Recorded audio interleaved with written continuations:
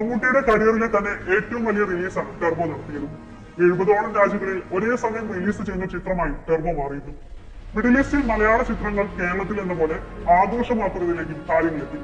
Saudi അറേബ്യയിൽ ഏറ്റവും വലിയ ആദ്യദിന കളക്ഷൻ നേടുന്ന മലയാള ചിത്രം എന്ന റെക്കോർഡും ടെർബോ സ്വന്തമാക്കിയിട്ടുണ്ട്.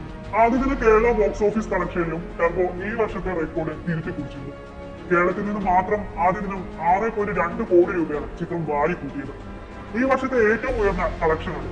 ആദ്യ ദിനം 224 എക്സ്ട്രാ ഷോകളും, രണ്ടാം ദിനം 156, മൂന്നാം ദിനം 160-ലേറെ ഷോകളും, നാലാം ദിനത്തിൽ 140-ലധികം എക്സ്ട്രാ ഷോകളുമാണ് കേരളത്തിൽ ടെർബോയ്ക്കായി ചാർട്ട് ചെയ്തിരുന്നത്.